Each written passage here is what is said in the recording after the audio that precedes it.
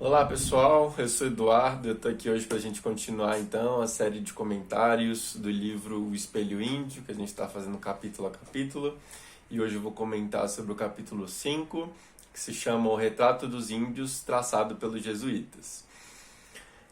O Gambini nesse capítulo ele coloca logo no comecinho que dos objetivos vai ser tentar destilar, né, das cartas jesuítas, essa noção do homem primitivo, né, que está sendo construída a partir dos olhos desse civilizador, para a gente continuar enriquecendo aí a nossa compreensão, né, sobre esse fenômeno histórico, esse processo, principalmente da perspectiva de tentar entender um pouquinho o psique, né, desses portugueses e dos jesuítas, né, que chegavam ali nesse momento.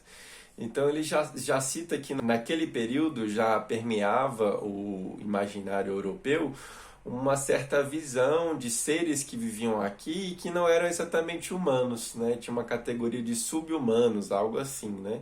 Isso muito influenciado pela Carta do Colombo, quando ele chegou e conheceu os caraíbas antilianos, que eram os povos, né, que deram origem, inclusive, né, ao nome do Caribe, da região do Caribe ali. Foi um dos primeiros contatos ali que a gente tem registro. E como esse relato do Colombo já alimentou esse imaginário europeu, né, indo nesse caminho.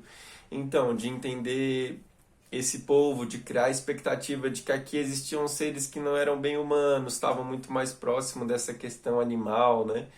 Que foi um pouco esse tipo de diferenciação que já serviu de base, né, para a construção da compreensão daquele europeu que chegava aqui nessas terras e encontrava esses outros povos, né, que já viviam aqui. E essa questão, né, de homem primitivo, essa ideia, é legal que ele vai trazer o retrato, né, o Gambini aqui no caso, que já toca num lugar em que ele vai chamar, né, de arquetípico mesmo, né? Seja enquanto a essência daquilo que a gente é, né? Então esse ser humano primitivo, né, que habita ali o cerne, né, que nos conecta com essa nossa parte animal, ou como uma terrível memória de um ponto de partida, né? E aí ele vai trazer essa noção de que os europeus eles tinham uma visão de desenvolvimento social que estava muito associada a uma coisa linear, assim, a uma evolução, né? Então, por isso, quanto mais se caminhava nessa linha aí de evolução, mais essa condição primordial de humano era arrastada para trás na história, né?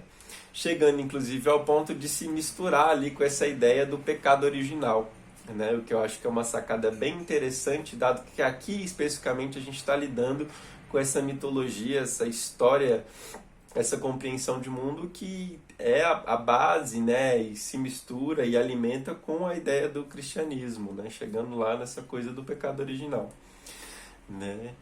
E aí ele traz esse ponto, né? Essa ideia de que a humanidade civilizada ali não cultua essa origem ancestral, né? Inclusive, quanto maior esse afastamento, então melhor seria um símbolo, né, dessa evolução, dessa suposta evolução ali, né? Então, somando mais nesse contexto histórico, né? Ele cita que era a época da Contra-Reforma, então a Reforma Protestante já tinha acontecido e, né, existiu então esse contramovimento que visava muito exaltar esse padrão ético da civilização ibérica, né?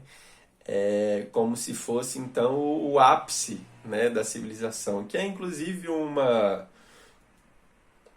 compreensão que ainda hoje, né, alimenta a nossa ideia do que são as possibilidades, né, de uma organização humana, né, de uma ideia do que é possível a gente fazer, né, de como é possível estar nesse mundo, né, em comunidade, né, em termos de compreensão individual também, né.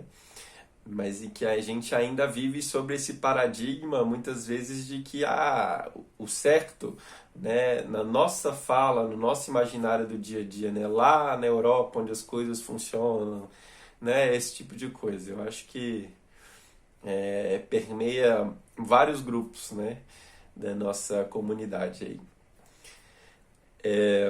Para além disso, então, voltando para o aspecto dos jesuítas, enquanto essa coisa do processo de catequização ali, que eles, né, estavam nessa missão,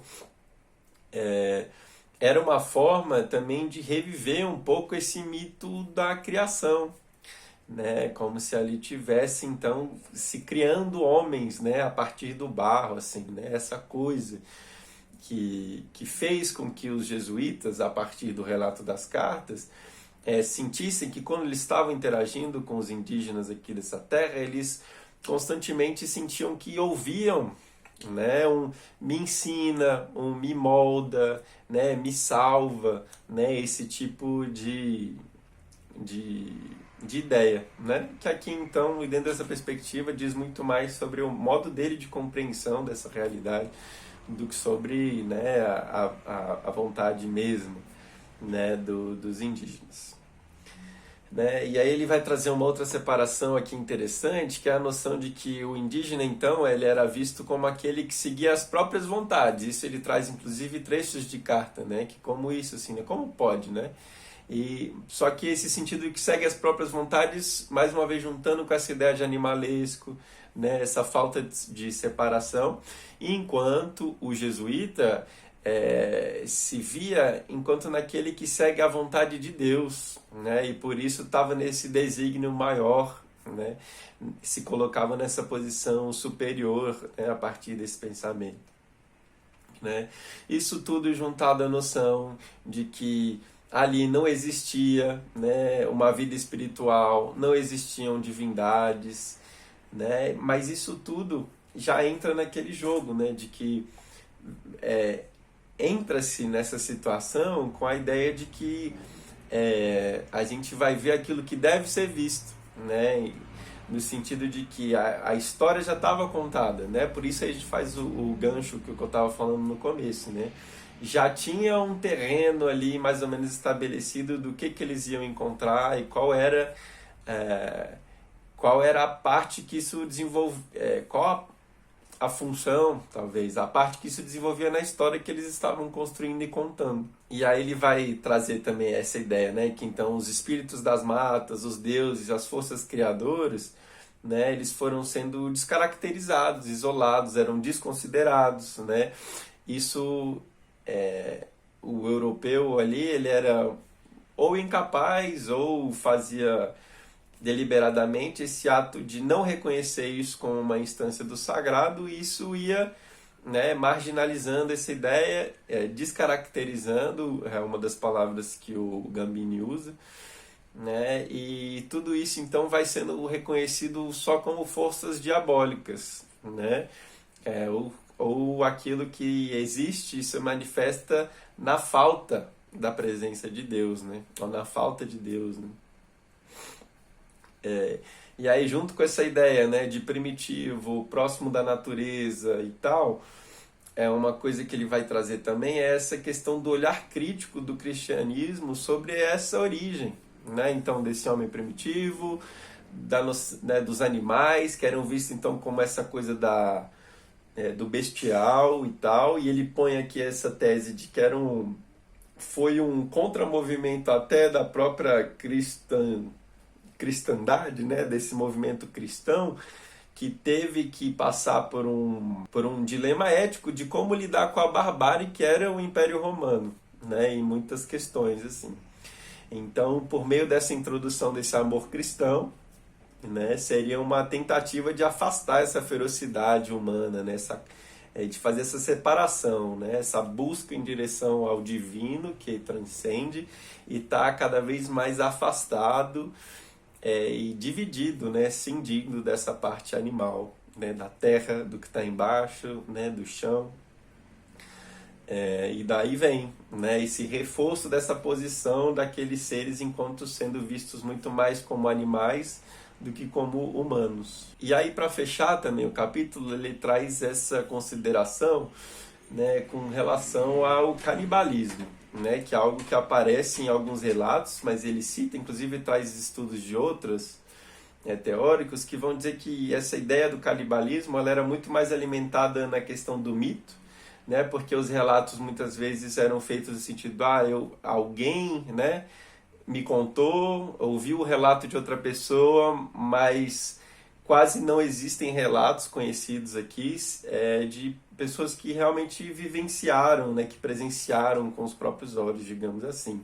Né? Então, que essa estratégia do canibalismo também, ela foi muito usada em diversos momentos da história, por diversos povos, quando se tinha essa ideia de um povo inimigo. Né? Então, era um jeito também, né, de bestializar, de conseguir impor logo uma superioridade moral, né, ética, que facilitasse, né, de certo modo, ou alimentasse esse desejo, né, sustentasse esse movimento de conquista, né, e subjugação. Mas aí ele traz um último ponto que é bem interessante, que é essa noção de que, né, o canibalismo, em termos, digamos assim, bem mais simbólicos, mas não muito distantes, está extremamente presente também na própria ritualística cristã, né, de se comer o corpo de Cristo, de se beber o sangue de Cristo, né, e como isso está diretamente relacionado, né, com essa ideia de canibalismo, mas quando era visto ali fora, uma ideia, funcionava como algo aterrorizador, né. Bom, e é isso, gente, que eu queria trazer por hoje. Agradeço por ter assistido até aqui e a gente se vê na próxima. Tchau, tchau.